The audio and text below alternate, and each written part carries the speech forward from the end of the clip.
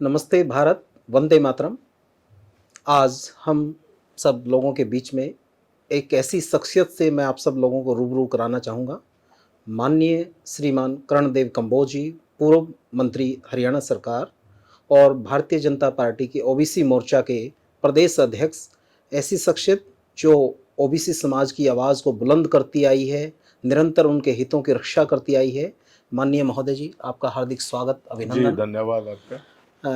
जैसे कि मीडिया के माध्यम से पता चला है कि आपका 3 दिवसीय प्रशिक्षण शिविर चल रहा है ओबीसी मोर्चा के जी, पदाधिकारियों का प्रदेश स्तरीय, तो उस विषय में आप कुछ बताना चाहें श्रीमान जी?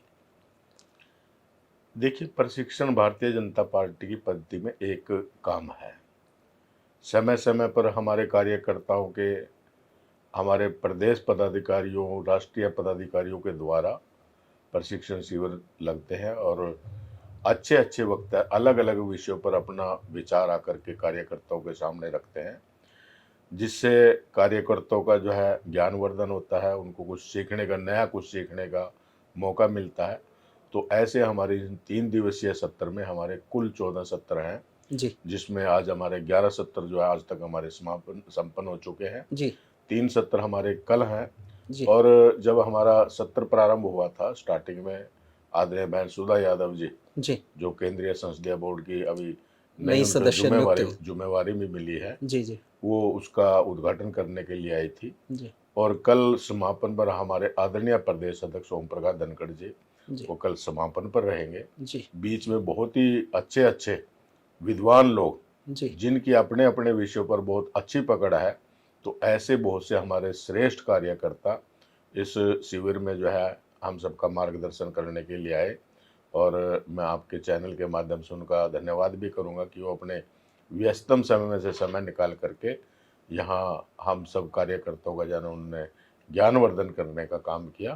तो ये हमारी कार्यपद्धति का एक हिस्सा है प्रशिक्षण। तो हम कार्यकर्ताओं को लगातार कुछ ना कुछ टिप्स अलग से मिलें, तो इससे कार्यकर्ताओं का लेवल चेंज होता है, जी, उनकी पर्सनैलिटी डेवलप होती है। जी, कई ऐसे चेंजिंग जो है ना कार्यकर्ताओं में आती है, जब ऐसे प्रशिक्षण लेकर के वो अपने-अपने क्षेत्र में जाते हैं, तो एक ऊर्जा के साथ, एक विश्वास के साथ जो है वो क्षेत्र के अंदर जाते हैं, लोगों के साथ जो है ना वो बातचीत करते हैं। तो इस प्रकार का ये प्रशिक्षण शिविर हमारा कल इसका समापन होगा और कल सब आप अपने क्षेत्रों में जा कर के जिस प्रकार से यहाँ प्रशिक्षण दिया गया है, उसका आगे जा कर के अपने-अपने ज़िलों में इसी प्रकार के प्रशिक्षण शिविर जो है ना वो करेंगे। जी। माननीय मंत्री महोदय जी, मैं जानना चाह रहा हूँ कि प्रशिक्षण की आवश्यकता क्यों पड़ी? अ, अन्य पार्टियाँ कर रही हैं, उनके कंपैरिज़न में खड़ा होना है, उद्देश्य क्या है? मतलब समाज के हितों की रक्षा, उस पे थोड़ा प्रकाश डाल पाएँ आप? देखिए, प्रशिक्षण की आवश्यकता क्यों पड़ी, इसका उत्तर मैं यही देना चाहूँगा कि व्यक्ति हर वक़्त कुछ न कुछ सीखता है और जब कोई प्रशिक्षण होता है, उसमें से कोई नई बात निकल कर के आती है, कोई नया विषय हमारे सामने आता है, तो उससे कुछ न कुछ अच्छी बात सीख कर के हम अपने नॉलेज भी हमारी उसका उसमें बढ़ोतरी होती है, नॉलेज बढ़ती है और उसमें एक कॉन्फिडेंस पैदा होता है कार्यकर्ता के अंदर कि मैं वहाँ प्रशिक्षण में गया था और फलां-फलां जो वक्ता थे, उनके माध्यम से जो है ना ये बात, ये विषय लिया गया था, तो उनको एक कॉन्फिडेंस पैदा होता है और वो जहाँ भी कहीं बीच में, क्योंकि राजनीतिक कार्यकर्ता है, कहीं भी बैठेंगे तो राजनीतिक चर्चा होती है, जी, तो उसका ठीक प्रकार से वो उत्तर दे सके, जी, इसलिए इस प्रकार के प्रशिक्षणों की आवश्यकता पड़ती है। Bharatiya Janata party cadre based party है और आज दुनिया का अगर मैं कहूँ कि लोकतांत्रिक सबसे बड़ा लोकतांत्रिक दल है, तो इसमें कोई अतिशयोक्ति नहीं। भारतीय जनता पार्टी अपने राष्ट्र के लिए हम राजनीति करते हैं, हमारे लिए देश पहले, उसके बाद हमारी पार्टी, उसके बाद हम सब कार्यकर्ता। तो इस प्रकार की सोच के साथ हमारा कार्यकर्ता काम करता है और निरंतर इसी सोच के साथ, इसी उद्देश्य को लेकर के हमारा कार्यकर्ता चलता है। जी।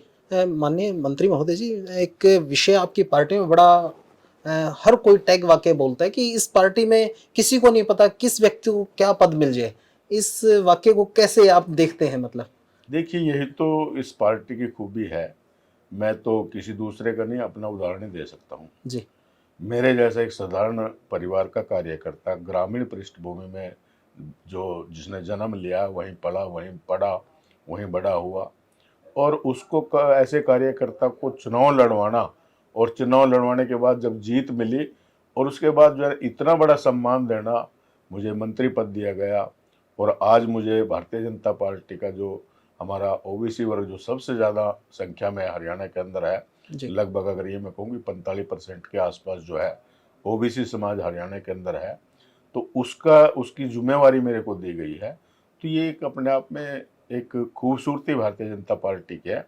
यहाँ किस कार्यकर्ता को उसके लेवल के हिसाब से जो काम करता है जी उसकी मेहनत के अनुसार जाए, और उसकी जब मेहनत को देखा जाता है कि ये इतनी मेहनत करने वाले कार्यकर्ता है, तो उसी प्रकार से उसको जिम्मेवारी दी जाती है। खूबसूरती भारतीय जनता पार्टी की है। जी। माननीय मंत्री महोदय जी, जिस प्रकार से ओबीसी वर्ग में बहुत से लोग हाथ का हुनर रखने वाले लोग हैं इस समाज में। कोई चिनाई का काम करता है, कोई लकड़ी का करता है, कोई किसी प्रकार से अलग-अलग प्रकार से काम करता है। तो वो लोग बीजेपी पार्टी से किस प्रकार से अपना भविष्य सुरक्षित किस प्रकार से महसूस करें, या भविष्य की भारतीय जनता पार्टी की क्या योजना है कि जिसको मानकर वो चलें कि हम बीजेपी के साथ जुड़े रहें और वहाँ हमारा भविष्य सुरक्षित है? देखिए, ऐसे बहुत से लोग हैं जो ऐसे रचनात्मक कार्यों में जो काम करते हैं।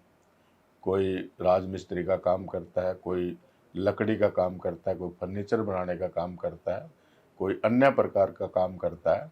तो ऐसे सब लोगों को के ध्यान को रखते हुए हमारी सरकार ने अभी एक स्किल डेवलपमेंट यूनिवर्सिटी बनाई है जी, कि ऐसे लोगों को हम एक उनके हुनर में और उनको स्किल्ड करके उनको और हुनर उनके पास आए, तो उनको 6 महीने का 1 साल का कोर्स करा करके हम उसको सर्टिफिकेट देते हैं, ताकि वो व्यक्ति अगर बाहर भी विदेश में भी जाना चाहे रोजगार के लिए, तो क्योंकि ऐसे टेक्निकल लोगों की बाहर विदेश में आज बहुत आवश्यकता है, तो उससे जो है एक एम्प्लॉयमेंट जनरेट होती है, रोजगार जनरेट होता है, रोजगार मिलता है।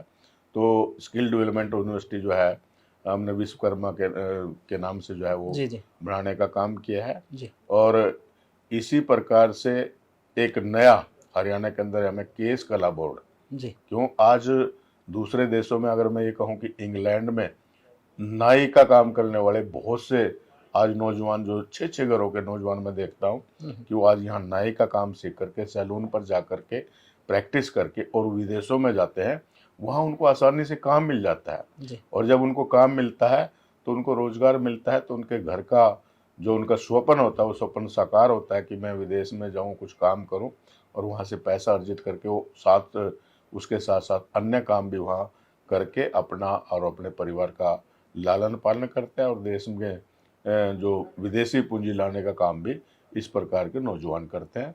तो ऐसे बहुत से काम, ऐसे बहुत से नए आयाम हमारी सरकार ने स्थापित किए हैं, जो इस प्रकार के लोगों के लिए जो है वो आज लाभ पहुँचाने का काम कर रहे हैं। जी। एक अंत्योदय एक ध्येय वाक्य है भारतीय जनता पार्टी का, जिस पर लग के पार्टी का प्रत्येक कार्यकर्ता काम करता है और उसी को ध्येय वाक्य पे चल के भारतीय जनता पार्टी के राष्ट्रीय कार्यकारिणी से लेके प्रदेश स्तरीय और जिला स्तरीय सभी कमेटियाँ उस तरीके से काम करती हैं। तो यहाँ भी ओबीसी मोर्चा में माननीय मंत्री महोदय जी, आपके मार्गदर्शन में अंत्योदय वाक्य पर भी काम किया जा रहा है?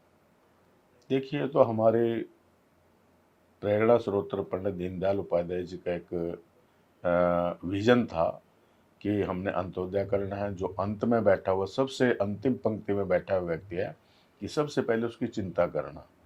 सरकार की जो सरकार योजनाएं बनाती है, उन योजनाओं का लाभ अंतिम पंक्ति में बैठे हुए व्यक्ति के पास पहुंचना चाहिए, तभी सरकार की जो नीतियाँ थी वो सफल मानी जाती हैं। और उसको ध्यान में रखते हुए नरेंद्र मोदी जी की सरकार, हमारे आदरणीय मुख्यमंत्री मनोहर लाल जी की सरकार, जो आज ऐसे गरीब लोगों के लिए, अभी हमने हरियाणा के अंदर परिवार पहचान पत्र बनाए हैं, जी, और उसमें हमने लिया कि जिनकी इनकम जो 1,80,000 से कम है, अभी हमने 1 लाख तक का टारगेट लिया है जी, कि जिन लोगों की इनकम 1 लाख से कम है, उनको इस लायक बनाना, चाहे उनको किसी बैंक से लोन दिलवा करके या अन्य वित्तीय संस्थान से उसको लोन दिलवा करके, कोई भैंस का लोन लेता है, कोई गाय का लोन लेता है, कोई ब्यूटी पार्लर का लोन लेते हैं, कोई किसी प्रकार का लोन लेते हैं, तो उनको अपने पैरों पर खड़ा करना, उनकी इनकम कैसे जनरेट करवानी, उनकी इनकम कैसे बढ़वानी, इसकी चिंता जो है हरियाणा की सरकार बड़ी बखूबी से कर रही है। और अंत्योदय मेले लगा करके जगह जगह ऐसे लोगों को लाभ पहुंचाने का काम कर रही है। इसी प्रकार से हमारी भारत सरकार भी अनेक ऐसी योजनाएं जो ऐसे लोगों के लिए, चाहे वो आवास योजना के अंदर हो, चाहे वो आयुष्मान कार्ड दे करके उन लोगों को मदद कराने की बात हो, चाहे वो अन्य सुविधाएं जो है ऐसे लोगों को, जो गरीब लोग हैं जिनकी इनकम बहुत कम है, तो ऐसे लोगों को लाभ पहुंचाने का काम हमारी दोनों सरकारें, चाहे वो केंद्र की सरकार हो चाहे हमारी हरियाणा की सरकार हो, वो इस प्रकार से गरीब लोगों का बहुत अच्छे तरीके से ध्यान करके उनको लाभान्वित करने का काम हमारी सरकारें कर रही हैं। माननीय अध्यक्ष महोदय, एक विषय बार बार जनता में ओबीसी मोर्चा के लोगों का आता है कि जो 27% आरक्षण है वो क्लास 1 और 2 में भी सुरक्षित रहे। उस दिशा में आपका कोई वक्तव्य, सरकार के पक्ष कोई मांग इस तरीके से कि भी क्लास 1 और 2 की जो नौकरी है वहाँ भी प्रॉपर ढंग से आरक्षण मिल पाए? देखिए, भारत सरकार ने तो लागू कर दिया है। जी। वहाँ तो 27%, 16% BC-A को और 11% BC-B को वो क्लास 1 में भी है, दूसरी नौकरियों में भी है।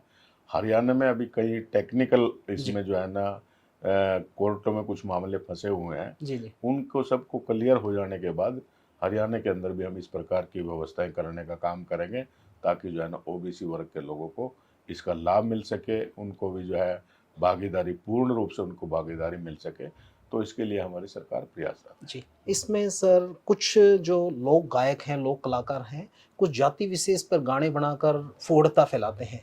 उस विषय पर भी, क्योंकि आप सरकार के भी अंग हैं, पार्टी के भी अंग हैं, इस नाते से इस विषय को माननीय मुख्यमंत्री, भारत सरकार, हरियाणा सरकार के संज्ञान में लाके कि भई जाति विशेष पर टोंट ना करके आप सामाजिक ताना-बाना समरसता का पैमाना बनाइए, आपस में अच्छा भाईचारा बने। इस विषय पे थोड़ा, क्योंकि विशेष जातिकर विशेष पे गाने बनाए जाते हैं। देखिए, हमारे यहाँ भारतीय जनता पार्टी का जो एक विजन है वो है समरसता। जी। समरसता, समरसता परक समाज। ऐसा हमारा समाज जहाँ कोई ऊंचा नीचा ना हो, जहाँ किसी प्रकार का कोई जाति भेद ना हो। जी। तो इस प्रकार की हमारी विचारधारा है, और भारतीय जनता पार्टी में जाति को, किसी भी जाति को इस प्रकार से वो आगे रखना, या इस प्रकार का कोई ज़्यादा किसी जाति को दबा करके रखना, इस प्रकार की हमारी परिपाटी नहीं है। हम सबके साथ जो है ना समान व्यवहार करते हैं, और जो लोग इस प्रकार के काम करते हैं, मैं आपके चैनल के माध्यम से बताना चाहूँगा, उनसे निवेदन करना चाहूँगा कि ये जो हमारा जातीय सामाजिक समीकरण है, इसको बिगाड़ने का काम नहीं करना चाहिए। हमने समाज को जोड़ने का काम करना चाहिए, तोड़ने का काम नहीं करना चाहिए। हमने अगर कोई वीडियो बनानी है, कोई इस प्रकार करनी है, हमने ऐसी संदेश परक जो है ना वीडियो बनानी चाहिए जिससे समाज में एक संदेश जाए, आपसी भाईचारा बढ़े। तो जहर घोलने का काम हमें नहीं करना चाहिए। इससे जो है ना वो किसी जाति का लाभ होता है, और ना ही हमारे प्रदेश का लाभ होता है। उससे उससे बड़े नुकसान होते हैं। तो इस प्रकार की बातों से बचना चाहिए। और अब तो सरकार ने कुछ ऐसी जो सोशल मीडिया पर इस प्रकार के वो डाले जाते हैं, उसमें कुछ कानून भी बना दिया, उसमें बदलाव कर दिया कि अगर कोई समाज में जहर घोलने का काम करे तो उसके खिलाफ कार्रवाई होगी। इस प्रकार का जो है अभी सरकार ने जो है ना नियम भी बनाए। जी। जैसे पंचायत इलेक्शन नज़दीक हैं, भविष्य में होने हैं, वहाँ ओबीसी समाज को उसमें आरक्षण का कुछ लाभ मिलेगा या नहीं मिल पाएगा? देखिए, अभी जो हरियाणा सरकार ने पीछे 8% जो है ना आरक्षण की घोषणा करी थी, उसको लेकर के कांग्रेस के कुछ लोग उसको कोर्ट में लेकर के चले गए। जी। और कोर्ट ने अभी ये फैसला दिया है कि सरकार चाहे तो पिछले पैटर्न पर, पुराने पैटर्न पर जो है वो चुनाव करा सकती है, और सरकार उसके लिए तैयारी भी कर रही है। शायद अभी 2-4 दिन के अंदर कोई घोषणा भी हो जाए पंचायत चुनाव की। जी। तो क्योंकि यहाँ ओबीसी कमीशन पहले बना हुआ नहीं था, जी। और उसकी वजह से हरियाणा के अंदर ये समस्या आई है। हमारा ओबी कमीशन बन गया है, जी। और वो जगह जगह जा कर के इस प्रकार के विचार लोगों से जानने का सुझाव मांग रहा है। आने वाले समय में निश्चित तौर पर जो है ओबीसी समाज को उनका पूरा हक मिले। उनको स्थानीय जो हमारी पंचायतें होती हैं, हमारे नगर पालिका होती है, उनमें किस प्रकार से उनको आरक्षण दिया जा सके। तो इसके ऊपर जो है ना हमारा चुनाव, ये ओबीसी चुनाव आयोग जो है वो उसकी जो है ना सारी स्टडी कर रहा है, और निश्चित तौर पर उसका लाभ जो है ना ओबीसी समाज को मिलेगा। मुझे पूरी उसकी उम्मीद है। माननीय अध्यक्ष महोदय, जिस प्रकार से आम कार्यकर्ता से जब हम चर्चा करते हैं, सब आम कार्यकर्ता ये कहते हैं कि माननीय कर्णदेव कंबोज जी से 24/7 आप कभी भी उपलब्ध उनसे चर्चा कर सकते हैं, कहीं कोई कठिनता नहीं है। इतना सरल स्वभाव, इतना इस तरीके से क्या हर कार्यकर्ता के मन में बसे हुए हैं, उसका राज क्या है? देखिए, ये कार्यकर्ताओं का प्यार है, प्रेम है, जो हमें हर समय जो है ना ऊर्जा देता रहता है, हमें आगे बढ़ने की प्रेरणा देता रहता है। और कार्यकर्ता इतना स्नेह करते हैं, तो हम उनको अगर अपना थोड़ा समय देते हैं, उनके साथ बैठते हैं, तो इसमें मैं कोई एहसान नहीं कर रहा। ये मैं तो और अच्छा समझता हूँ कि जब कार्यकर्ता मुझे इस लायक समझते हैं, मुझे कोई काम कहते हैं, मैं किसी के कोई काम आ सकूँ, तो मैं इसके लिए अपना सौभाग्य समझता हूँ। और मैं जितना भी हमारा ये ओबीसी समाज है, ओबीसी मोर्चा है, उसके लिए मैं कोशिश रहती है कि कोई ना कोई अच्छा ऐसा करें जिससे ओबीसी समाज में एक मैसेज आए। कुछ हमने सामाजिक कार्यक्रम पीछे, जैसे हमने लबाना समाज और बंजारा समाज का एक कार्यक्रम कुरुक्षेत्र में बहुत बड़े पैमाने पर हमें प्रदेश स्तरीय करने का काम किया। शहीद उधम सिंह का बलिदान दिवस जी, हमने 30 जुलाई को राज्य हमने स्तरीय। राज्य स्तरीय रतिया में मनाने का काम किया। अभी 17 सितंबर को एक विश्वकर्मा जयंती आ रही है, जी, तो उसको भी हम कहीं ना कहीं किसी न किसी रूप में बड़े स्तर पर कोशिश करेंगे मनाने की। उसकी भी हमारी तैयारियां चल रही हैं, मुख्यमंत्री जी से बात करके जल्दी उसकी डेट फाइनल करके, और वो या तो मुख्यमंत्री निवास में अलग अलग डेटों पर, क्योंकि उनमें 4 वो बने हुए हैं, 4 ग्रुप बने हुए हैं, 4 उपजातियां बनी हुई जी, हैं। जी, चारों के अलग अलग करेंगे या इकट्ठा करेंगे, जैसा मुख्यमंत्री जी आदेश देंगे उसी प्रकार से हम उस कार्यक्रम को करेंगे। जी, जी। आज जैसे युवा जो लकड़ी पे नक्काशी करके पूरे देश प्रदेश में, पूरे विश्व में, जींद जिले के 2 बच्चे हैं अक्षय और आकाश, जो लकड़ी पे नक्काशी करके पिछड़ा समाज के लोग हैं, उनको बहुत अच्छा वो स्वरोजगार की तरफ कुशल भारत के सपने को साकार कर रहे हैं माननीय नरेंद्र मोदी जी के। और उन बच्चों को जिला प्रशासन ने भी इस बार सम्मानित किया है। तो इस प्रकार के युवाओं को जो अन्य लोगों के लिए प्रेरणा स्रोत हैं, आप अपनी तरफ से जो संदेश देना चाहें, वो कृपया उन युवाओं को। देखिए, मैं उन बच्चों को बहुत बहुत मुबारकबाद देता हूँ और प्रार्थना करता हूँ कि वो इसी प्रकार से अपने हुनर को, अपने कौशल को इसी प्रकार से आगे बढ़ाते रहें, दूसरों को प्रेरणा देते रहें और अपने आप स्वयं उस मार्ग पर चलकर वो और ऐसे मुकाम को हासिल करें जो दुनिया में, जैसे कुछ लोगों ने गिनीज बुक में अपने नाम दर्ज कराए हैं, वो भी इस मुकाम पर पहुँचे। मेरा जो है ना आशीर्वाद, मेरा सहयोग, मैं किसी काम उनके आ सकूं, तो मैं इतना कहते हुए अपने उनको जो है ना शुभकामनाएं देता हूं कि वो अपने काम में, अपने जो उन्होंने टारगेट लिया, जो उद्देश्य लेकर के वो चले हैं, उनका वो उद्देश्य जो है ना पूर्ण हो। जी, देखिए मित्रों, आप इस शख्सियत से मिल रहे थे, पूर्व मंत्री हरियाणा सरकार श्रीमान कर्णदेव कंबोज जी। और जिस वाक्य को चर्चा के दौरान उन्होंने कहा, किसी भी कार्यकर्ता को क्या पद मिल जाए, ये उस कार्यकर्ता को भी स्वयं नहीं पता। तो आज जब हम माननीय प्रदेशाध्यक्ष ओबीसी मोर्चा श्रीमान कर्णदेव कंबोज जी के साथ बैठे हैं चर्चा में, भविष्य का नहीं पता, क्या पता अगला इंटरव्यू माननीय कर्णदेव कंबोज जी के साथ हमारा राष्ट्रीय स्तर के किसी पदाधिकारी के रूप में होगा। ऐसी हमारी शुभकामनाओं के साथ बहुत बहुत धन्यवाद। आपने अपना धन्यवाद कीमती आपका, समय निकाला। बहुत बहुत धन्यवाद। धन्यवाद। नमस्कार। जय हिंद, जय भारत।